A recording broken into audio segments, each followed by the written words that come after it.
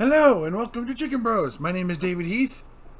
And I've got friends on the other side. He's got friends on the other side.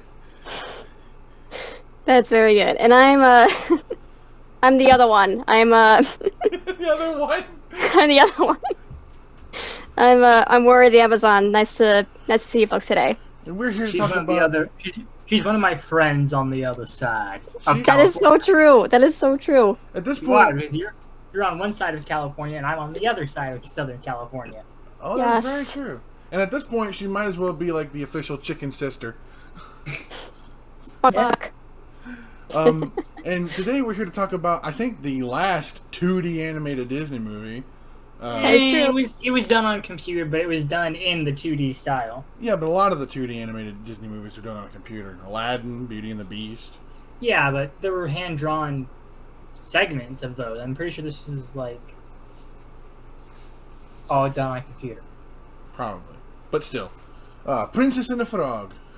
Which I really enjoyed, partially because I like the story, and I also just like the setting. Like, I like the food. Yeah. There's just something about Louisiana and Cajun culture that I really, really like. It is a very interesting kind of culture. I actually would like to go visit that place someday. I went there once on a cruise, and it's honestly the food is as good as you think it is. I had gumbo, I had gaita, I had some beignets. It was good stuff. I think my sister once made beignets. They were delicious. And I also had gumbo at a restaurant. The gumbo, I mean, if you have like a strong palate against like spicy stuff, I recommend it. But if you got like a soft tummy and a soft tongue, I'd say back away. Yes, that's the thing there, Chef. Just the food down in the Cajun Quarter, very spicy. I should probably stay away from that then. But yeah, I'm totally down for the beignets. Those are so good. They are, especially from the source. But So anywho. this movie is about Tiana, who's A hardworking African American woman, which I think Very she's the hardworking. first African American princess in the lineup. Absolutely. oh yeah, which I'm surprised it took them this long, but whatever. Yeah, well, whatever. First time for everything. Might as well make it happen. That's true. Yeah, she wants to open a restaurant because her daddy wanted to open a restaurant. God rest him. He died in World War One, Yeah, judging on the picture that she has of him yeah, May he rest in peace. and the time period of the movie, which is the early 1900s. yeah. And she's been really busting her ass to try to make it work, like by cleaning up this place, getting it all spruced up, and getting everything she needs to set it up. And by busting her ass, literally means we'll finish a shift, just get home, take a 5-minute, or actually not even a 5-minute, a 5-second nap, and then go to her next job. Exactly. That's Much. the type of busting ass she had to do. Yeah. As someone who's trying to save money towards a goal, I freaking commend her for what she's doing. Yeah. Oh yeah, preach. She is far more committed than I could ever aspire to be. Yeah, right. Same, I need at least 8 hours of sleep. I can only dream of being that committed and dedicated to just one job in general, I guess. Yeah. Because labor is hard. It's hard. But her hard work is also an issue because it leaves her very little time for socializing. And as her mom says, I want some grandkids. Her mom, by the way, is voiced by Oprah. Really? Really? Yeah. I didn't know I thought that was what. I actually thought that was Whoopi Goldberg.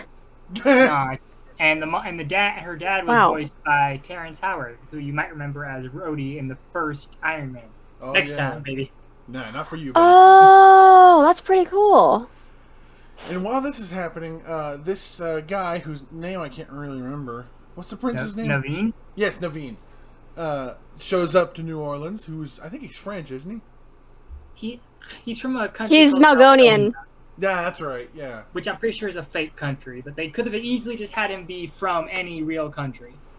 Yeah, I just thought by his accent he might have been French. It sounds kind of French. Yeah.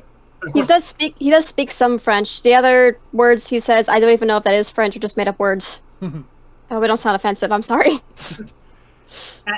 as someone who is 8% French, Warner, watch your language. 8%.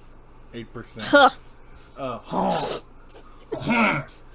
But And Naveen's problem is the exact opposite of Tiana's problem. He does not work at all. No, he is a rich prince whose mom and dad cut him off, and now he just wants to like have fun and everything, date girls. And his British butler, which is weird. Lawrence. Wants like Poor no Lawrence. part of that. Yeah, poor Lawrence gets treated like every other butler in the world with no dignity, except Oh, Alfred. I had his Nituba. And they accidentally come across this very shadowy like guy, and I don't mean that in a pun way. Are you sure about that? He's very charismatic witch doctor named Dr. Facilier, but everyone knows him as the Shadow Man. He's a voodoo doctor. Played by the expertly awesome Keith David. Yes. I think. Right? It's Keith David. Yeah. For some reason, I always get Keith David and Kevin Michael Richardson mixed up. Their voices are very similar to me. Similar, but yeah, no, you got it right, Keith David. IKA Goliath from Gargoyles. I live again! And so he makes a deal with Naveen and Lawrence, and it ends up costing them dearly. I love his villain song is the best villain song in the Disney canon. Don't at me. Sorry, be prepared. You're close, but you'll never be as slick as. Yes. Are you ready? Are you ready? Are you ready? Technically, it cost Naveen more than it cost Lawrence. That is true. It didn't really cost Lawrence anything. Satisfied. Did it though? Because at the end of the movie, Naveen is happy and married, and Lawrence is in jail. Well, yeah, but Well, I mean, like- it took him a while to get to that point, is what we're saying. Yeah. And so I forgot her, Tiana's friend, the white chick, Charlotte. Charlotte. Yeah, Shia LaBeouf. I think she's. Oh, Tia! Oh my gosh, that was really good, Warner. Not bad, Warner. Thank you. I spent like a church. Fun fact, since we were talking about voice actors earlier, her Big Daddy was voiced by John Goodman. It's a yeah. good chance you're gonna have a John Goodman. Oh. You ever notice that how like every Southern belle in media always calls their father Big Daddy? Must be a Southern thing. Which I mean, you would know I better than don't me. know any Southern belles like that, so I guess I can't really say. But yeah, Yeah, you're about 100 years late for that, buddy. I don't think the only Southern the only other example I've seen in media anyway is Blanche from Golden Girls, because she was a Southern belle and she called her father Big Daddy.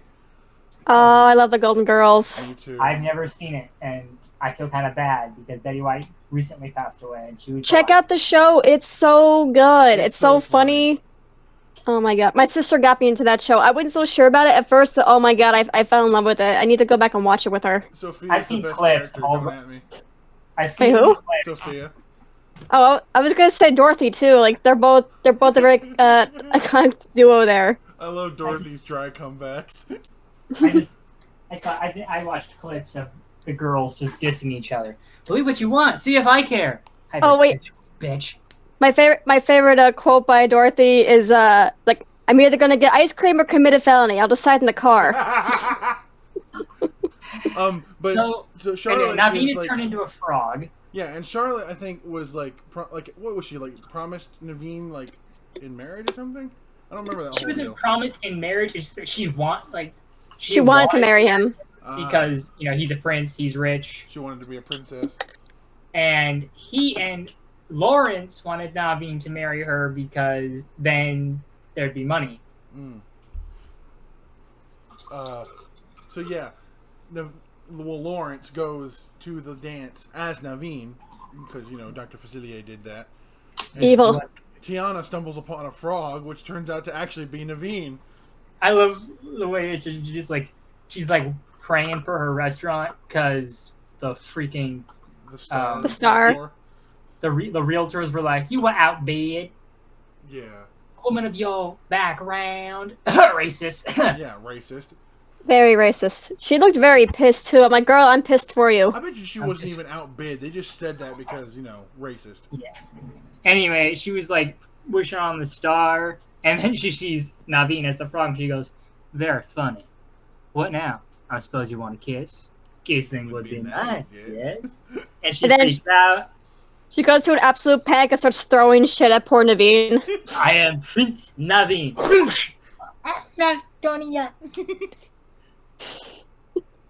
You must kiss. So basically, he says, if you kiss me and I'm human again, I will get you whatever you want. And she thinks that's the way to get money for her restaurant, so she kisses him. Right, But he makes because a she's connection not, by seeing the Princess and the Frog book, which she smashed him with.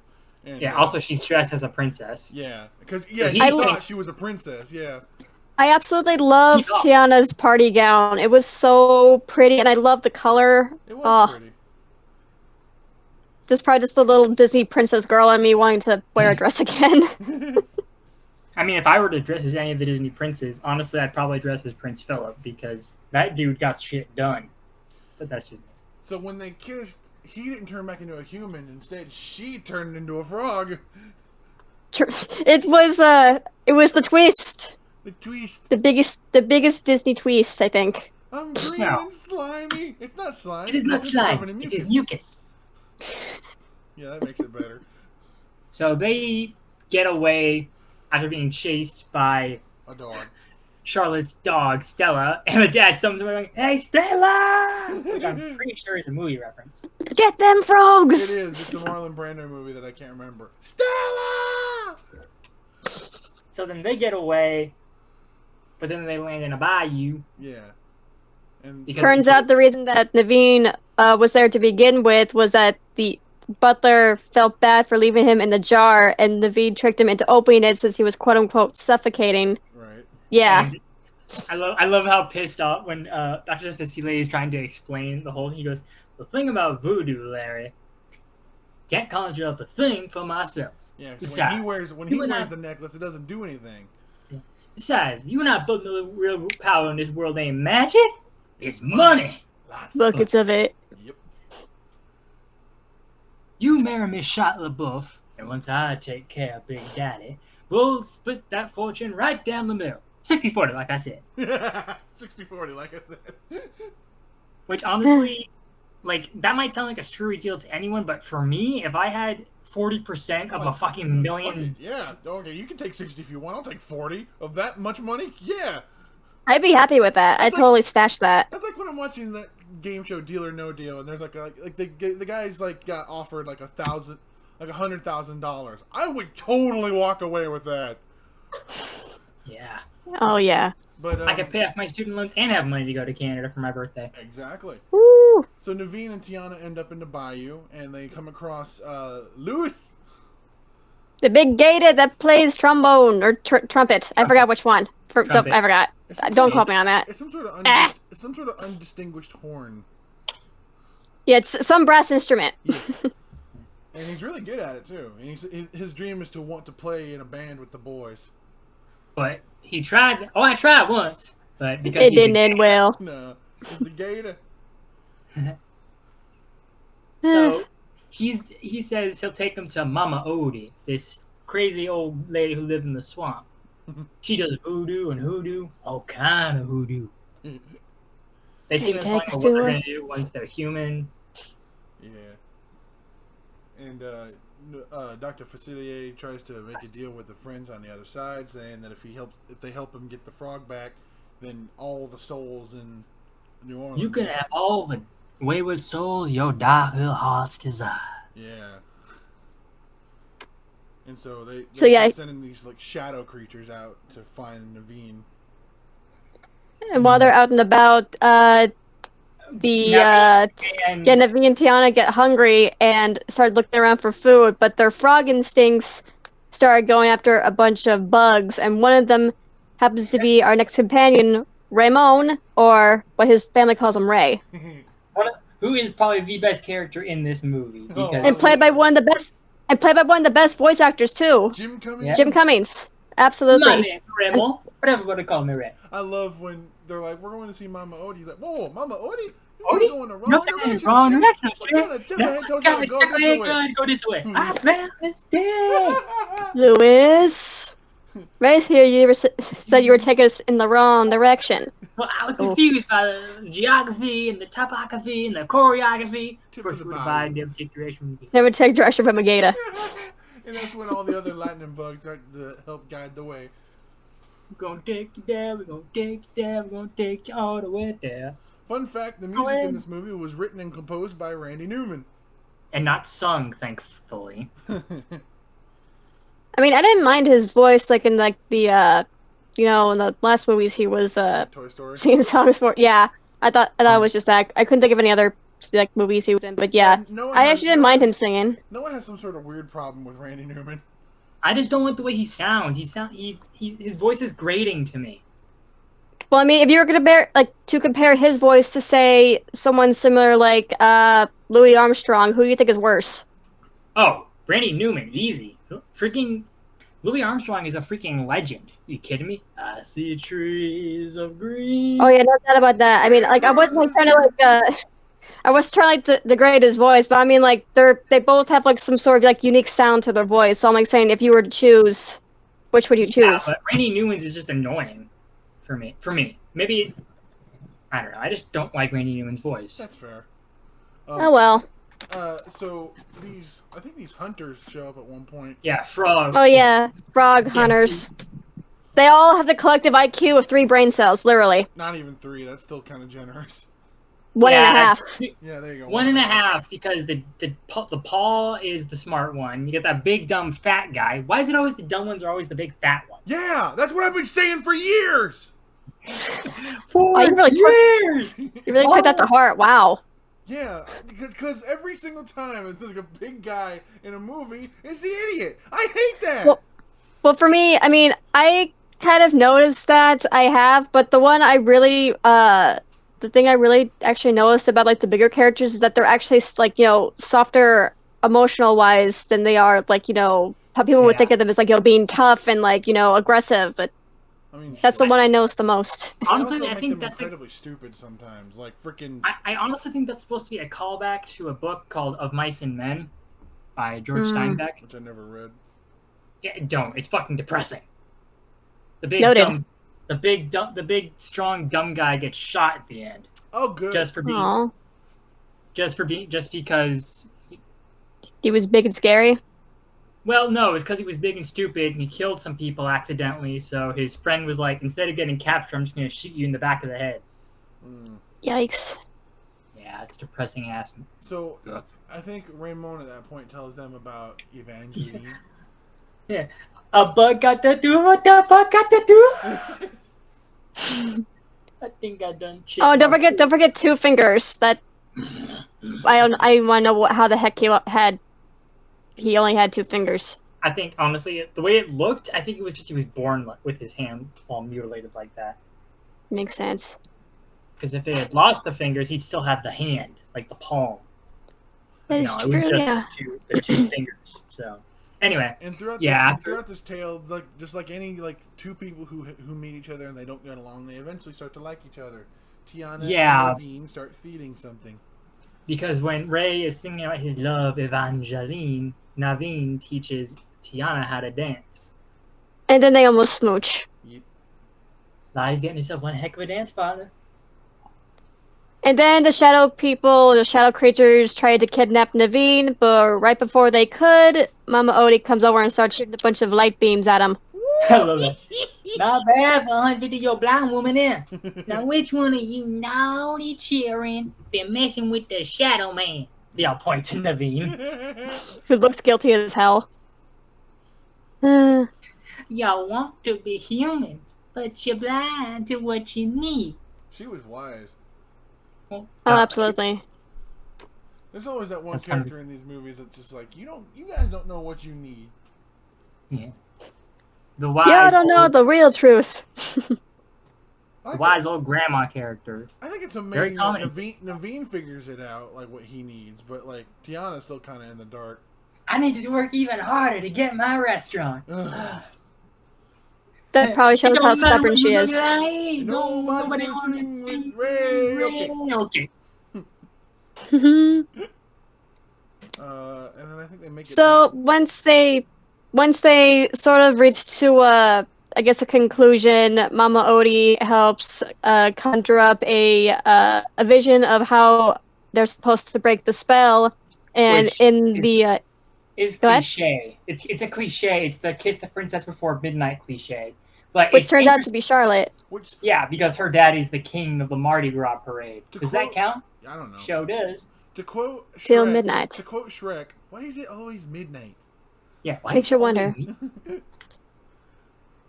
I have a feeling just because, like, it just to show that one day has just fully finished. Like, you just had a day to, like, deal with this. You had your chance, so...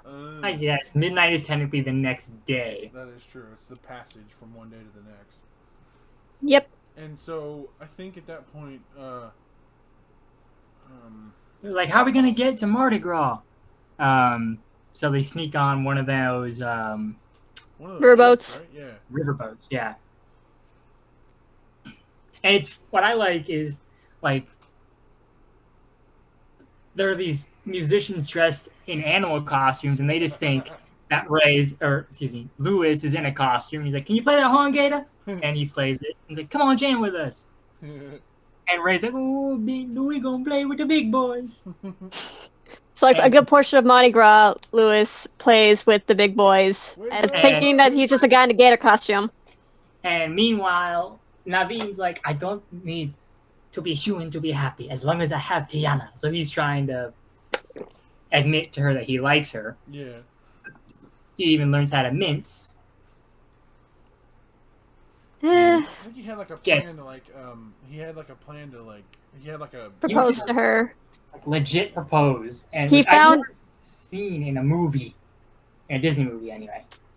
Yeah, I think he found like a fake pearl bead and some wire, turned that into a ring, and then like put it into like some sort of walnut shell of something, and tried to use it to propose to Tiana for, Yeah, or something like that. I remember there being some sort of misunderstanding, like she thought. No. The misunderstanding was at some point they get separated, and then when they and then she sees what she thinks is Naveen, but in actuality is Lawrence about to marry Charlotte. Right, and then she's like, "Okay, well, he got what because at that point, the Shadow Man had captured Naveen again. Oh yeah, because he needs Naveen's blood in order to keep the spell going. Right. Yeah, I remember now. And then Ray and Tiana have to go fight the shadow creatures and Facilier. Yeah. And once they found the medallion. Yep. Because that's how they stop him, is like they have to destroy that thing. That'll make him powerless.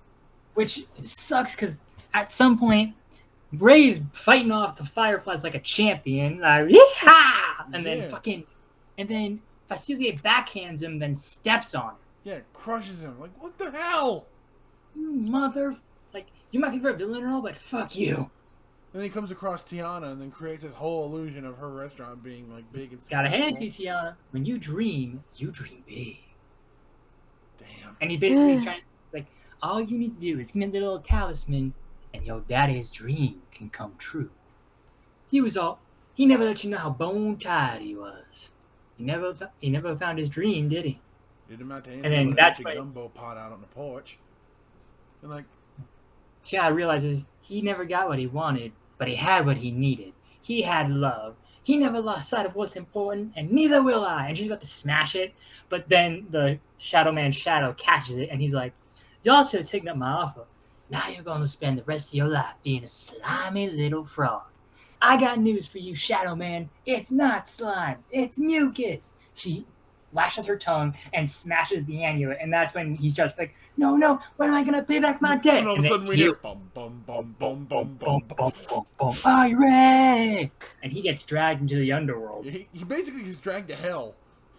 I just thought it was really creepy when like you just see his last expression embedded into a freaking tombstone. I'm like, Jesus. Like imagine someone just walking by like, oh my god, that's the only picture they found of this poor guy. Like, good Lord. Jeez, he must have been very unhappy. And then Lawrence gets arrested, and then Charlotte finds the real Naveen. Tiana, and he says, "I'll kiss him for you, T," but it doesn't work because it's past midnight. Yeah, midnight passes at that point, and it's like, oh. That's okay because they're staying together, but then they find Ray and Lewis. Ray. We're staying frogs, Ray, and we're staying together. Très bien. I like that very much. Angeline liked that too. Oh. And then he passes on. Damn it. They have a funeral scene for him, and that's when the sky parts, and you see that he's the second star to the right. Yep. Next to his beloved. So whenever you fly to Neverland, you're flying with Ray. And then It's so sweet. Mama Odie, I guess, officiates their frog wedding. And Yep. And then once she becomes his wife and he kisses a princess, they become human. Yep. Tiana gets her restaurant.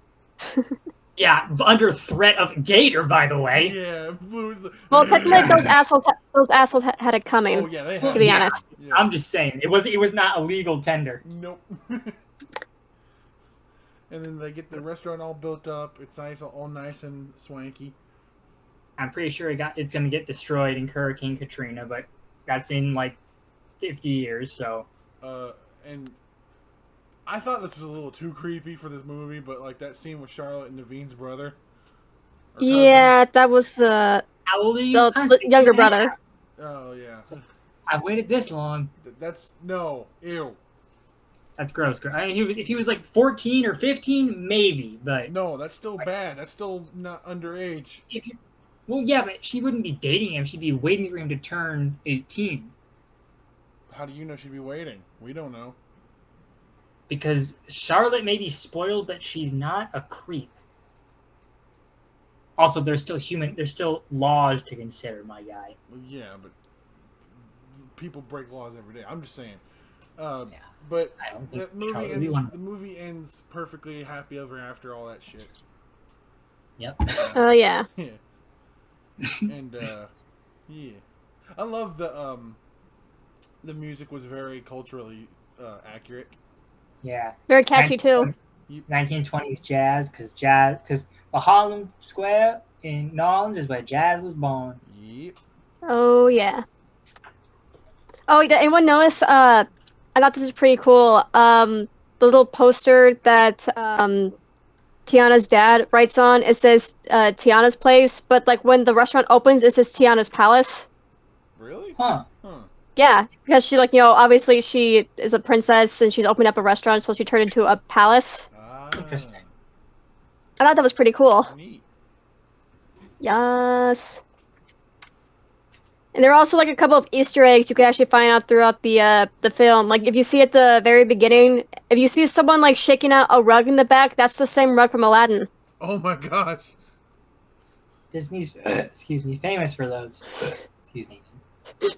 Yeah, it's not usually in the 2D animated Disney movies, but in the Pixar movies, you'll find A113 somewhere. Yeah, and the Pizza Planet bus. Yeah. Or van. Yeah, whatever it is. van.